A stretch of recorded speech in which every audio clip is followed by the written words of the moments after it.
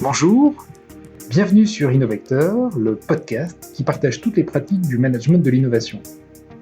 L'objectif d'Innovecteur est de diffuser tous les meilleurs conseils sur les thèmes de l'innovation, de la créativité et de l'entrepreneuriat par le biais de nombreux articles et interviews. Si vous avez des questions ou si vous souhaitez en savoir plus, contactez-nous via le site innovecteur.com. Nous nous ferons un plaisir de vous répondre. Si vous appréciez ce podcast, merci de le partager autour de vous. Très bonne écoute.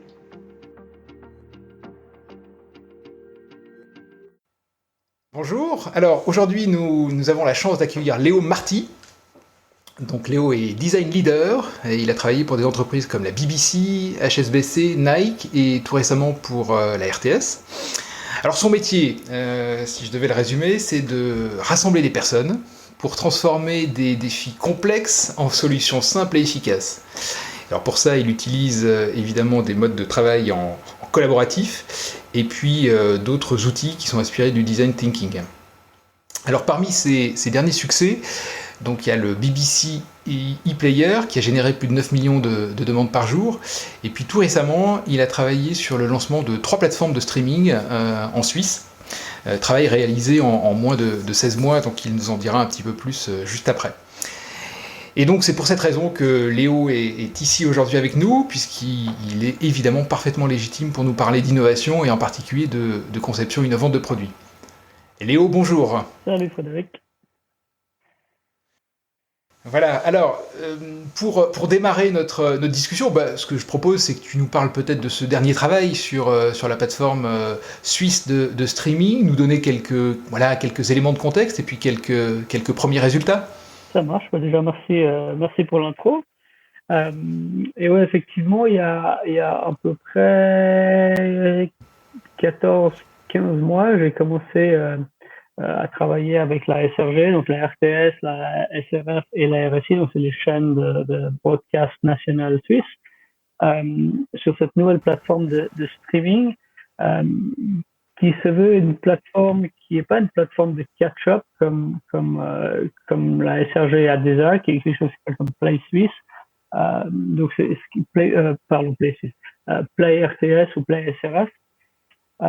Et ces plateformes de catch-up servent à si on a loupé quelque chose à la TV, une émission à la TV, on peut revenir online et puis pendant 7 jours, une certaine période de temps, on peut regarder ces émissions sur Play RTS par exemple. Et ce qu'ils n'avaient pas, vu que la consommation est vraiment en train de changer et de moins en moins de monde, où les plus jeunes regardent beaucoup moins la télévision, d'avoir un produit de catch-up, ça marche beaucoup moins parce que si on regarde pas la télévision, on n'a pas de catch-up à faire.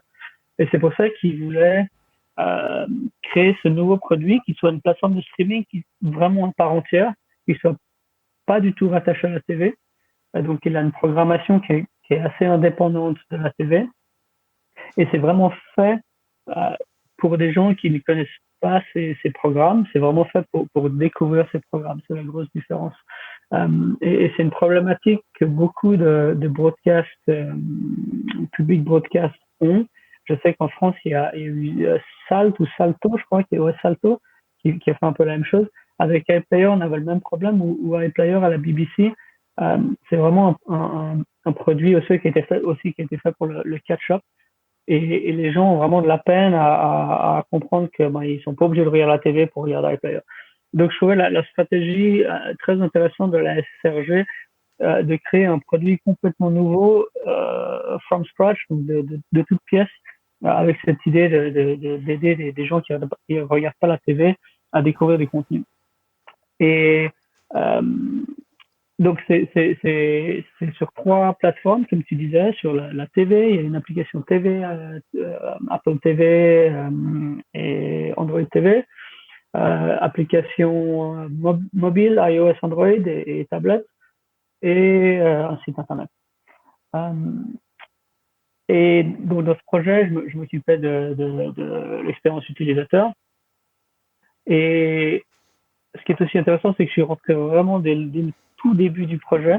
Il n'y avait rien du tout. Les développeurs étaient encore, il y avait juste quelques développeurs. Ils étaient encore en train de choisir les plateformes, les outils avec lesquels ils travaillaient. Et c'était vraiment le début. Et ce projet, un des éléments clés, c'était vraiment avoir une expérience utilisateur qui soit très bonne. Et donc, ce que j'aime faire au début de ce genre de projet, euh, c'est vraiment d'essayer de comprendre les utilisateurs et faire de la recherche utilisateur, de la recherche générative, ce qu'on appelle, pour essayer de vraiment comprendre les besoins et les envies qui sont pas forcément exprimés par les gens. Donc, les besoins latents, les envies latentes. Donc, c'est pas juste simplement de demander aux gens, OK, qu'est-ce que vous aimeriez, parce que les gens ne savent pas ce qu'ils veulent. Il y a l'exemple typique du iPhone. Si Steve Jobs avait demandé aux gens qu'est-ce que vous voulez, personne n'aurait dit je veux un téléphone avec Internet et de la musique et blablabla. Mais ils ont réussi à travers des recherches, à travers la psychologie, ils ont réussi à comprendre que ça peut être un produit qui marche. Donc on a commencé par ça, interviewer des personnes qui utilisent des produits de streaming pour essayer de mieux comprendre quelles sont leurs attentes, leurs besoins et quels sont les pain points, les problèmes qu'ils ont avec les manières de regarder du contenu online comme ils le font maintenant. Donc beaucoup de gens utilisaient Netflix euh, et, et grâce à ces interviews, on a pu créer des archetypes ou des archétypes, je crois que ça se dit en français.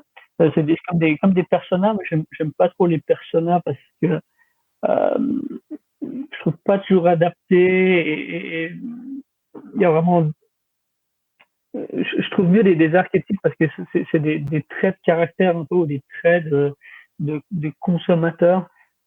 Et là, faut que je me rappelle exactement, mais on avait 4 archétypes. Donc, c'est des manières de regarder du contenu, en fait, des manières de browser et de regarder du contenu. On avait par exemple quelqu'un qu'on a appelé l'impatient. Donc, c'est une personne euh, qui browse presque pas dans une plateforme, donc qui navigue presque pas dans une plateforme. Ils attendent vraiment beaucoup de la recommandation et ils veulent arriver dans une plateforme et si dans la première ou deuxième ligne, il n'y a pas de contenu qui les intéresse, ils vont partir. Et on voyait ça de nouveau, on a observé pour voir ces espèces de comportements, on leur demandait de nous montrer comment ils utilisent des plateformes de streaming qu'eux ils utilisent. Et beaucoup nous montraient Netflix, donc on les a allés sur leur compte sur Netflix, il y avait une télévision, un ordinateur, leur téléphone, ils pouvaient choisir la plateforme qu'ils avaient l'habitude. Et on leur demandait de trouver du contenu, et là on pouvait vraiment observer ces traits de caractère où direct ils cliquaient sur un contenu, ils jouaient, ils regardaient même pas les trailers, ils lisaient pas les descriptions, ça c'était l'impatient. Après, on avait un autre trait de caractère qui était, comment on l'appelait, je crois, un peu Keep Me Company ou quelque chose comme ça. Donc une personne qui utilise ces plateformes de streaming pour les tenir compagnie un peu. Et ça, c'est des personnes qui, qui ont presque tout le temps une plateforme de streaming allumée avec du contenu qui joue en background. Donc c'est pas forcément des choses qu'ils vont vraiment regarder, mais c'est juste en bruit de fond un peu et c'est souvent soit des séries qui sont pas forcément très compliquées à comprendre ou bien même ils regardent plusieurs fois du contenu qu'ils connaissent déjà. Une personne m'a même dit qu'elle regardait Netflix sous la douche, vélo, donc carrément en faisant du vélo avec le téléphone dans la poche et avec juste l'audio. Et si tout le coup il y avait quelque chose d'intéressant qu'elle voulait voir, ben, elle s'arrêtait, puis elle sortait le téléphone, puis elle regarde. Ça, c'était assez intéressant de voir que bah, c'est utilisé aussi comme une plateforme audio, parce que un audiobook, alors que c'est une plateforme de streaming vidéo. C'était assez intéressant. Et voilà, donc il y a plusieurs types comme ça j'ai pas envie de dire d'utilisateurs, mais de behavior, de comportement. Et ça veut pas dire qu'une personne peut être seulement dans un de ces types, mais elle va être dans plusieurs et elle va tendre plutôt vers un des types et peut-être quand même que ça change, peut-être que le week-end elle sera plutôt dans un des types et la semaine plutôt dans un autre des types. Et ça nous a vraiment beaucoup aidé pour créer les concepts initiaux et créer aussi des, euh, des principes d'expérience. Et ça, c'est un truc assez important avec lequel on a commencé. Euh, euh, Et donc c'est toute une série de principes qui sont basés sur ces interviews avec les utilisateurs qui nous servent un peu de guidelines quand on crée les différentes interfaces. Et par exemple, une des choses, euh, c'était qu'il fallait que ce soit vraiment immersif, parce que quelque chose que les utilisateurs nous ont dit qu'ils aimaient bien avec la TV traditionnelle, c'est que c'était pas compliqué. Il y avait qu'à allumer, appuyer sur un bouton, et bam, il y a un film qui joue. Et un truc qu'ils aimaient pas avec toute plateforme comme Netflix, c'est qu'ils passaient beaucoup de temps à juste browser, et au final, ils passaient presque plus de temps à chercher quelque chose à jouer plutôt qu'à le jouer. Du coup, notre idée, c'était d'avoir quelque chose qui s'approche un peu de cette expérience de la télévision où quand tu l'allumes, directement, t'es dans du contenu. Que ce soit vraiment très immersif, que ce soit le contenu qui soit beaucoup là plus que le produit. Donc, le produit doit presque disparaître parce que les gens viennent pas là pour le produit, ils viennent là pour le contenu. Donc, c'est vraiment mettre en avant le plus possible le contenu. Et ça s'est traduit par exemple avec euh, beaucoup de trailers qui se jouent automatiquement dès qu'on arrive dans la plateforme. Il y a un trailer qui se joue et en un clic, on peut commencer à jouer le contenu. Et ces guidelines, une méthode que j'utilise souvent quand je design, que ce soit des guidelines ou des interfaces, c'est qu'on fait ça en groupe avec des personnes de disciplines différentes. Euh, donc j'essaie d'avoir les gens qui ont du sens. Donc par exemple, très souvent des développeurs, un product manager, des fois des gens du marketing. Là, pour ce genre de produit, le contenu, comme je disais, est très important. Donc on a des gens, des éditeurs du contenu qui viennent avec nous designer des choses, des gens du business. Euh, et donc, on utilise des méthodes un peu comme le design sprint, je pense que tu as déjà entendu parler, euh, que je suis pas forcément à la lettre, mais c'est inspiré du design sprint ou du process Double Diamond, du design thinking. Mais c'est vraiment se mettre tous ensemble et créer visuellement des idées et après décider sur quelles idées on va mettre en avant. Et là, dans cet exemple de principe, de UX Principle, donc on a dessiné, sketché des idées et après on a déconstruit ces idées en principe pour nous servir de guideline. Et que dire de plus donc ouais, ça allait assez vite. On est une petite équipe. Là, on est 3 UX designers. Moi, je suis à 50%. Lydie, elle est à 80 et Facundo aussi à 80. Donc c'est une assez petite équipe UX. Des développeurs, on en a moins de 10, 7, 8, quelque chose comme ça. Un product manager et une dizaine de personnes dans le contenu et 2, 3, 4 personnes dans le marketing. Donc c'est une toute petite équipe. Euh, et je trouve que c'est une bonne décision de la part de la SRG, qui est une grosse compagnie quand même pour la Suisse, d'avoir pris cette initiative de faire un peu comme une start-up, d'être une toute petite équipe et d'avancer assez rapidement, assez rapidement avoir un produit dehors qui n'est pas parfait, qui n'est pas fini du tout, mais c'est vraiment la première version. Et on continue à travailler dessus et on continue à améliorer en écoutant les utilisateurs, en écoutant les retours. Donc ça, je pense que c'est une bonne stratégie. Et l'autre bonne stratégie, un peu plus organisationnelle, c'est que pour éviter un peu toute la politique, de réutiliser un peu les mêmes méthodes de travail qui sont réutilisées dans le reste de la boîte, ils ont décidé vraiment de séparer ce petit groupe. Euh, notre équipe reporte directement dans le digital board, donc qui est juste un niveau au-dessus du directeur général. Et du coup, ça évite beaucoup de politique et ça nous a permis beaucoup de liberté dans les manières de travailler, en tout cas de mon point de vue. Je travaillais pas à la SRG avant, mais de ce que j'ai entendu, c'était pas tellement le user-centric design, ça avait pas une grande place dans la compagnie. Et là, vraiment, avec ce projet, je crois pour les gens qui travaillent à la SRG, c'est vraiment une manière différente de faire les choses, une manière innovante pour la SRG de faire les choses. Et un des buts de ce projet aussi, c'est de rapatrier toutes ces manières de travailler, toutes ces méthodes dans le reste de la compagnie. Donc voilà, en gros, ça a pris beaucoup de temps, mais en gros, voilà. Non, mais merci, tu as tu as réussi à résumer allez, en 15 minutes, 15 mois de travail en fait, donc c'est pas mal. Non, alors, bon, je pense qu'effectivement, tu as très très bien expliqué en fait comment le projet s'est déroulé. J'ai juste une question avant de passer plus généralement à des questions sur tout ce qui est conception de produit, mais sur ce produit-là en particulier, en fait, voilà, j'ai des questions, des interrogations et qui, à mon avis, font référence à tout ce que vous faites en termes voilà, d'expérimentation, de tests avec les utilisateurs. Alors soit tout au début lorsqu'on n'a que des concepts ou un peu plus tard lorsqu'on commence à avoir un premier prototype.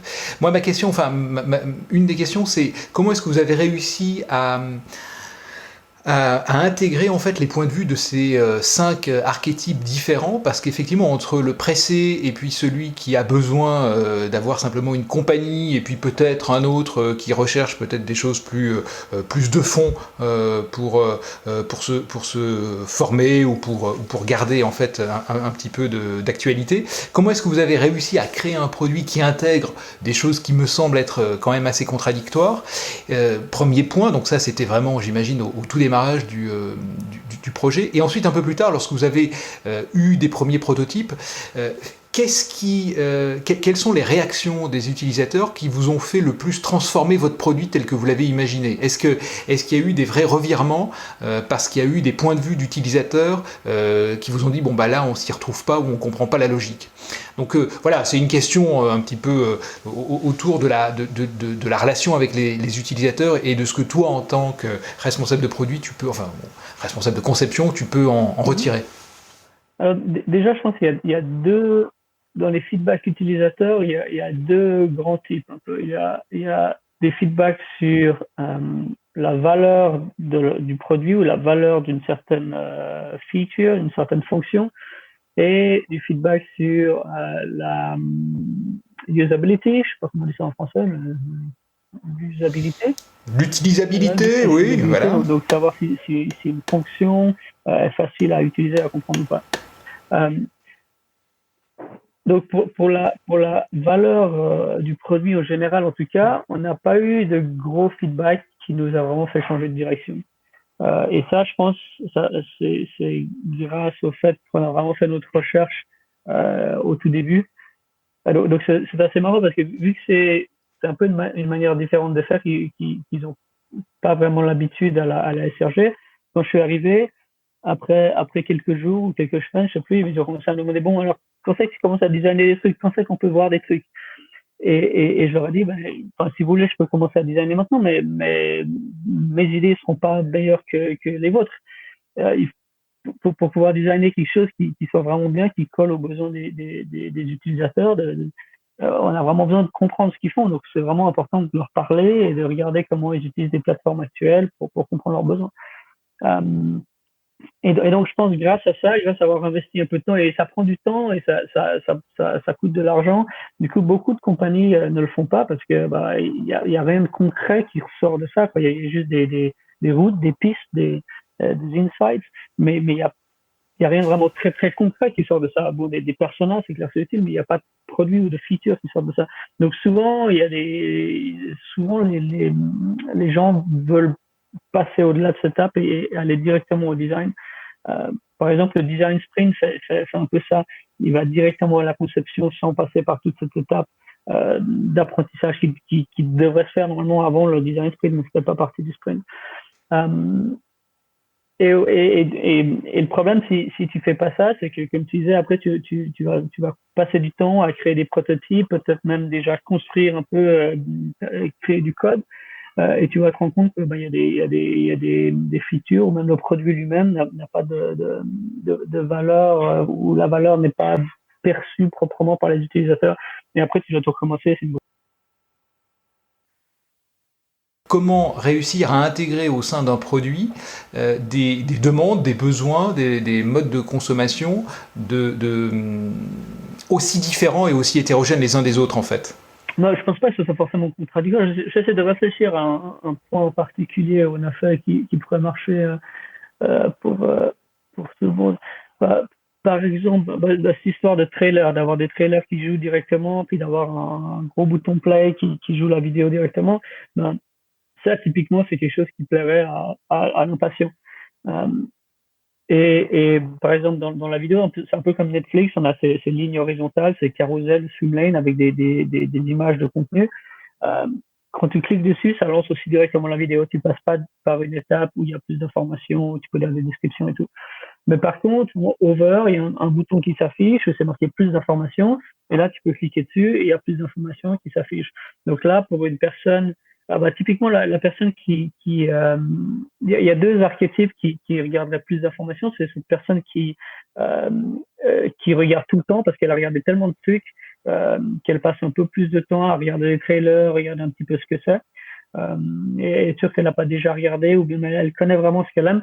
Et il y a une autre personne on l'a appelé le self-learner.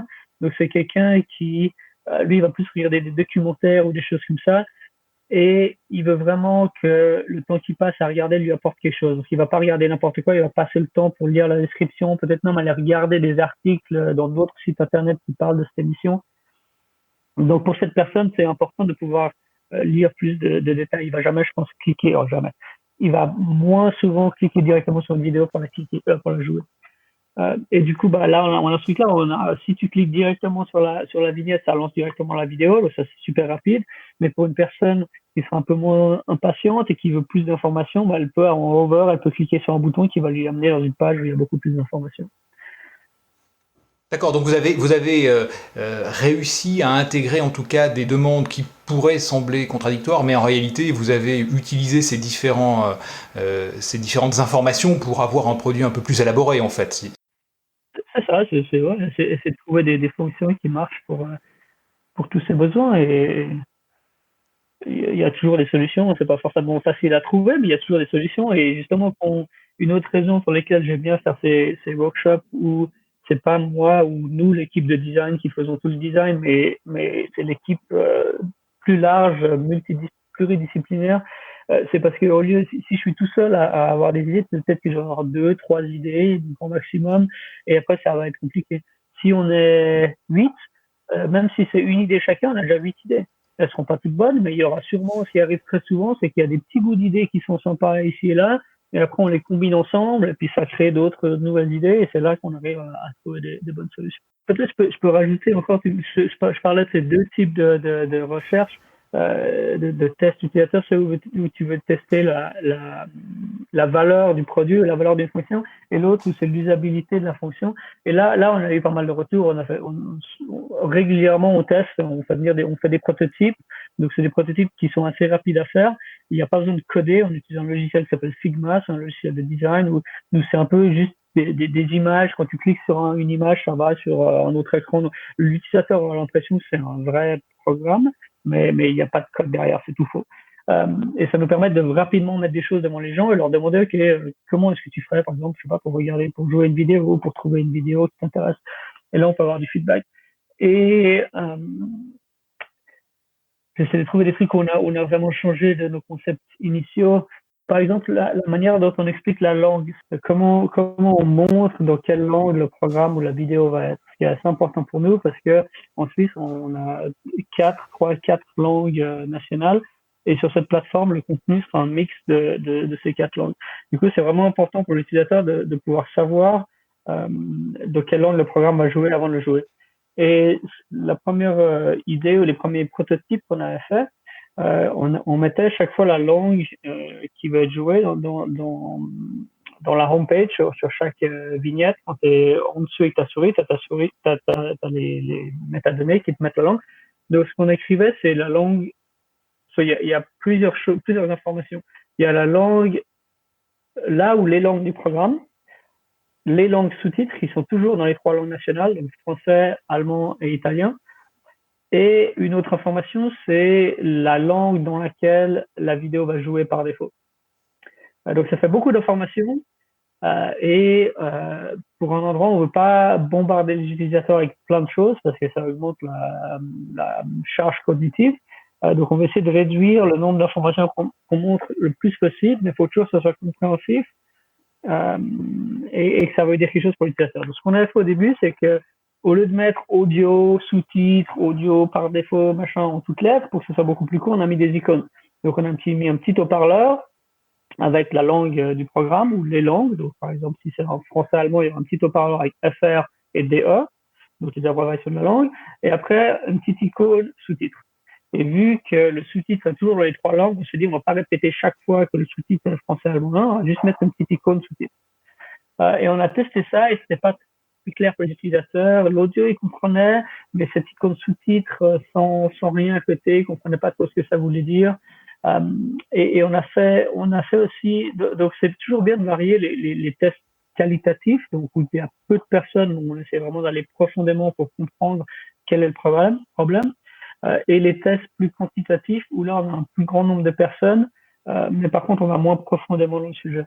Et donc pour regarder d'un point de vue un peu plus quantitatif, ce qu'on a fait, c'est qu'on on a lancé le produit en bêta en interne, donc pour tous les collaborateurs, enfin pas tous, pour une partie des collaborateurs de la SRG.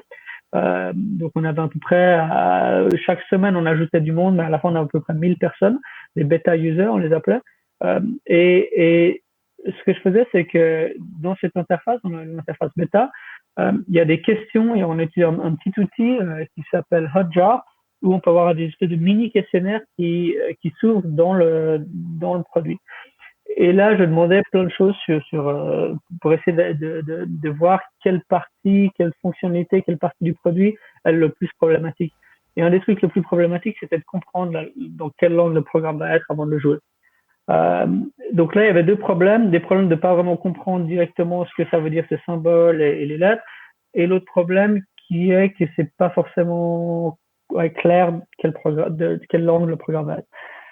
Et on a réfléchi un petit peu et on s'est dit, en fait, ce qui est important pour l'utilisateur, c'est pas de savoir dans quelle langue le programme va être, mais c'est de savoir quand le programme va pas être dans sa langue.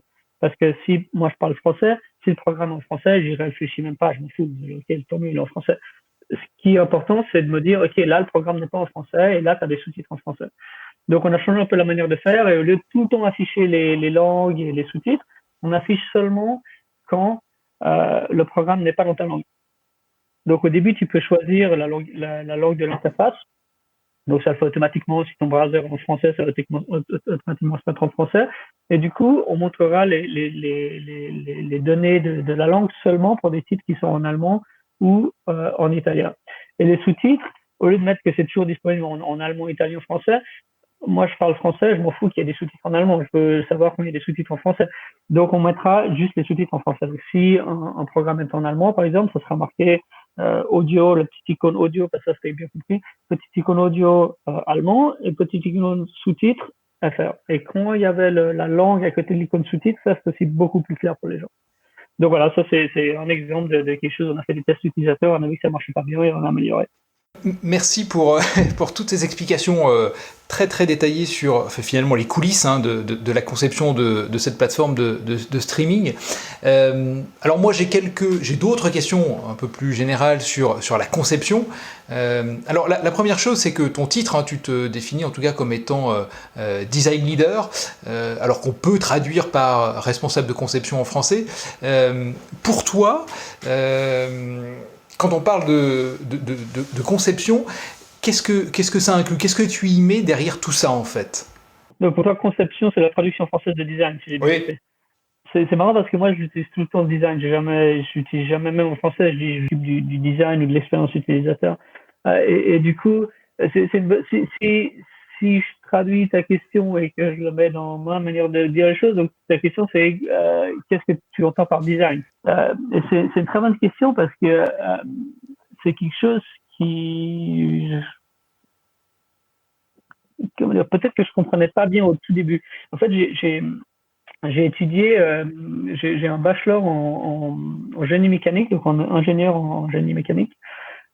Et ce que j'aimais toujours faire, c'était inventer des trucs, créer des choses. Et je me suis rendu compte à la fin de mes études que, en fait, dans le boulot d'ingénieur, il n'y a pas tellement de création et d'invention, c'est plus du calcul et de la réalisation de trucs qui ont déjà été inventés.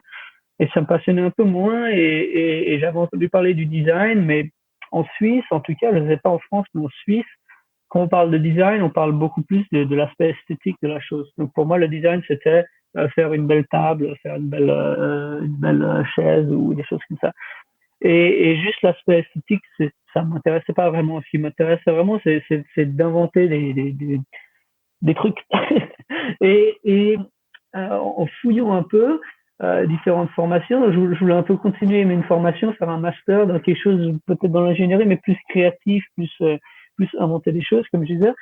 Et j'ai découvert la manière de voir le design qui est plus british, plus anglaise, qui est pas juste la forme, mais aussi beaucoup la fonction.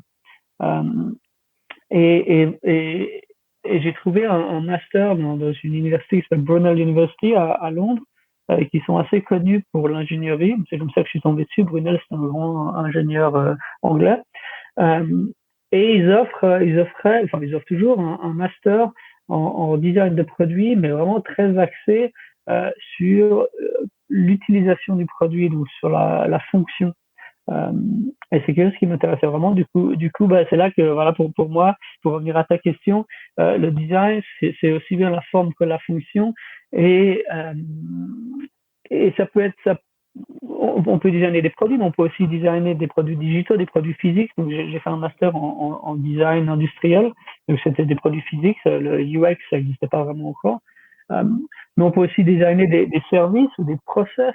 Donc, le design, pour moi, c'est très large et j'utilise les mêmes méthodes quand je design ou des méthodes très similaires quand je design des process. Par exemple, quand j'étais à la BBC, je dirigeais une petite équipe. Du coup, je designais quasiment plus d'interface, mais je designais des manières de travailler. Euh, et c'est assez marrant parce que tu peux utiliser vraiment les mêmes méthodologies où tu fais des idéations en groupe. Après, tu fais des prototypes, tu testes ces manières de travailler, ces nouvelles choses. Tu collectes du feedback. Donc, tes utilisateurs, c'est plus les utilisateurs du produit, mais c'est ton équipe, par exemple, les autres designers. Donc ça, je trouve très intéressant. Donc le design, pour moi, c'est quelque chose vraiment au sens large qui inclut aussi bien l'aspect esthétique que l'aspect fonctionnel. D'accord.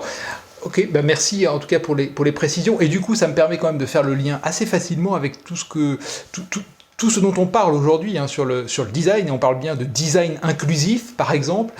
Comment faire pour concevoir alors, des produits, des services, des process, des expériences qui intègrent le plus de nombre possible de personnes et qui n'en mettent pas de côté. On peut évidemment parler à des gens qui ont certaines incapacités, mais également des tranches d'âge différentes qui vont avoir voilà, des besoins différents. Et donc, toi, comment est-ce que cette notion de design inclusif, c'est quelque chose que tu as découvert, que tu pratiques, qui nécessite une approche particulière, ou bien là, la formation dont tu viens de nous parler intégrait déjà cette compréhension et cette nécessité de prendre en compte le plus grand nombre et donc la variété des utilisateurs potentiels. Mmh. Mmh. Donc la formation que j'ai faite avait des cours de design inclusif. Euh, et ma dissertation de master, je l'ai faite là-dessus, en fait. Je l'ai faite sur le design inclusif. Et je regardais à comment faire des interfaces de téléphone pour les gens pas les personnes âgées, parce qu'il y a déjà des trucs pour les personnes âgées, pas les jeunes, parce que c'est fait pour les jeunes, en gros, mais entre les deux, la génération des baby boomers. Euh, donc voilà, j'ai fait toute une recherche sur comment ils utilisent leur téléphone et quel genre de choses on peut faire pour que ce soit plus adapté à leurs besoins. Donc oui, j'ai une formation là-dessus, mais après, dans la pratique, c'est un petit peu différent, surtout pour le web. Dans mon expérience, il y a peu de designers qui ont de l'expérience là-dedans et qui y pensent, malheureusement. J'ai eu de la chance de travailler dans des boîtes du secteur du service public, comme la BBC ou la la SRG. Et là, vu que c'est un service public, c'est très important que tout le monde ait accès. Et à la BBC, ils mettent une grande importance là-dessus. J'ai beaucoup appris sur, par exemple, bon, il y a les contrastes de couleurs qui est vraiment la base, et ça, tout le monde devrait le faire. Et s'il y a des designers qui nous écoutent, il y a plein de plugins pour Sketch, pour Figma. Il y a un plugin dans Figma, en tout cas, que j'utilise, qui s'appelle Able, où tu peux sélectionner deux layers, deux couches, un background et un texte, par exemple, et puis ça te dit s'il y a un contraste assez élevé ou pas. Au il y a des gens qui ne voient pas bien les couleurs, donc pas seulement utiliser des couleurs pour indiquer des choses, mais aussi des formes. Et après, il y a quelque chose de niveau d'au-dessus, je dirais, ou un poil plus complexe. C'est tout ce qui est screen reader, un peu plus technique, je dirais. Tout ce qui est screen reader, est vraiment de penser à designer aussi l'expérience pour les gens qui n'utilisent pas une souris, mais qui utilisent un clavier et un screen reader. Et ça, c'est par exemple de penser à l'ordre du focus, parce que les gens vont naviguer avec le tab, l'ordre du focus. Euh, Penser au texte que le screen reader va lire, que ce soit logique, compréhensible pour les gens. Donc c'est pas super compliqué à faire. Il y a peu de gens qui font ça et qui pensent, et même moi des fois je m'attrape à l'oublier. Du coup, un truc qu'on a fait, je disais, j'aime bien les process, j'aime bien opérationnaliser le design. Du coup, là pour notre équipe à SRG, on s'est fait une checklist de toutes les choses à penser qu'on oublie souvent, genre tout ce qui est checker les contrastes, bien penser à designer le screen reader, je sais pas, penser à bien faire tous les breakpoints, tous les states des boutons. Donc, on a une checklist de trucs qu'on sait qu'on oublie souvent. Et ça nous permet d'améliorer un peu la qualité. Et par exemple, pour le screen reader, si vous avez un Mac, dans les settings, on peut enclencher le screen reader. Tous les Macs ont des screen readers. Et vous pouvez tester vous-même comment votre produit réagit sur le screen reader. La même chose pour les iPhones et pour les plateformes télévision, la même chose. Il y a comment ça s'appelle? VoiceOver, ça s'appelle pour Mac. Donc, on peut l'activer et tester. Et ça, c'est vraiment important de le faire. Et après, il y a un autre aspect à ce que tu viens de me dire, où designer pour tout le monde, être inclusif. Je trouve que tu peux pas designer pour tout le monde. C'est un peu probablement contentieux ce que je veux dire, mais c'est impossible de designer pour tout le monde. Il faut être inclusif. Donc, si des gens ont des abilities, comment tu dis, euh, s'ils sont malvoyants ou même si tu te casses le poignet ou la main, tu peux plus utiliser la souris, donc tu dois utiliser un clavier. Donc voilà, les incapacités, les handicaps, on pense toujours que c'est une personne dans son fauteuil roulant ou un aveugle, mais non. Là, je viens d'avoir un fils qui est né. Quand je l'ai dans les bras, j'ai une incapacité d'utiliser mon bras et d'utiliser un ordinateur avec un bébé dans les bras, c'est pas possible. Donc c'est des incapacités qui peuvent vraiment ponctuelles où tu te casses un bras.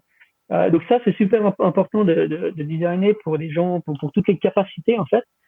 Mais par contre, de faire un produit qui est utilisable par tout le monde et qui est adapté pour tout le monde, c'est pas possible. Faut vraiment, et c'est un problème que je revois souvent dans ces services publics, parce que le service public devrait être pour tout le monde. Du coup, ils veulent designer pour tout le monde, mais c'est pas possible. Le produit sera médiocre pour tout le monde. Il faut vraiment essayer de comprendre quelle est l'audience core de ce produit et faire une expérience excellente pour cette audience core. Et bien sûr, pas oublier le reste, faut que ça soit utilisable par tout le monde. Mais c'est vraiment important de se focaliser sur l'audience corps du produit. D'accord. Bon, non, ça c'est en tout cas un retour d'expérience assez important en tout cas.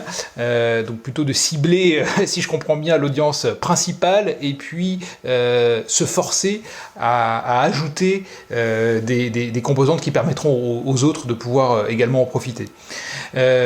Autour de la conception, parce que finalement, peut-être que de plus en plus, on met beaucoup de responsabilités sur les gens qui sont là pour concevoir les produits ou les designer.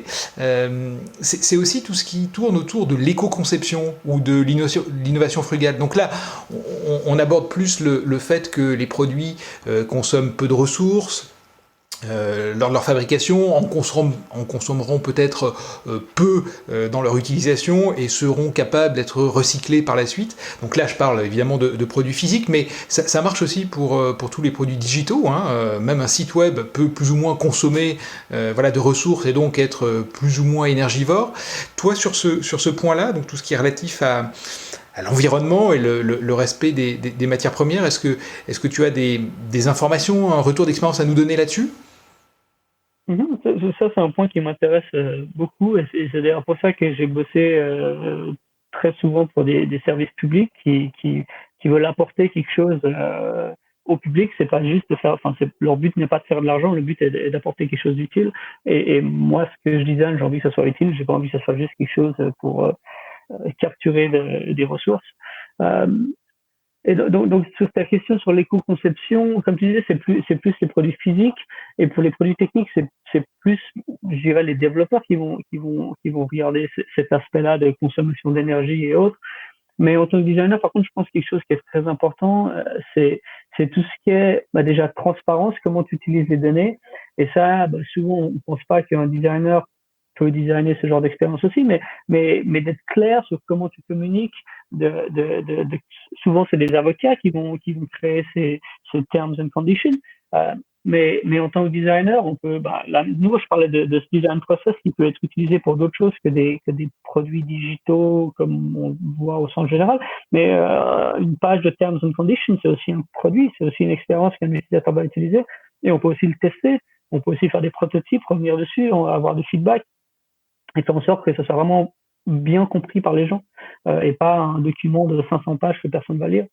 Euh, donc il y a cet aspect-là, donc la transparence, comment les données sont utilisées, mais il y a aussi tout ce gros problème de beaucoup de compagnies ou beaucoup de produits sont designés pour être addictifs, pour générer le plus de revenus possible. Et qu'est-ce qui génère du revenu? Le temps qu'un utilisateur passe sur le site ou le nombre de vidéos, articles consommés.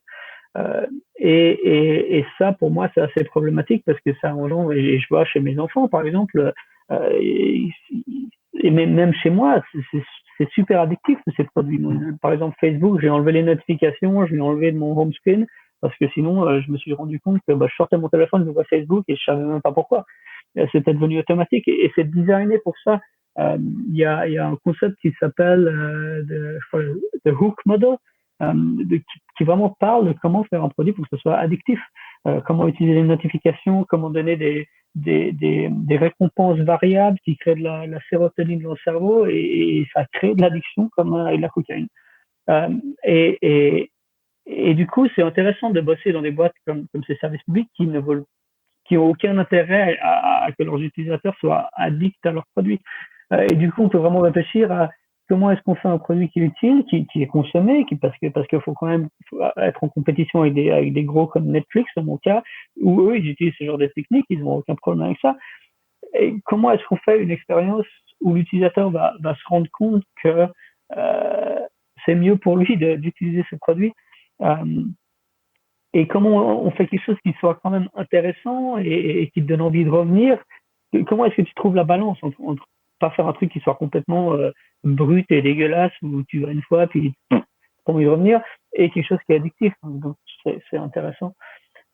Et aussi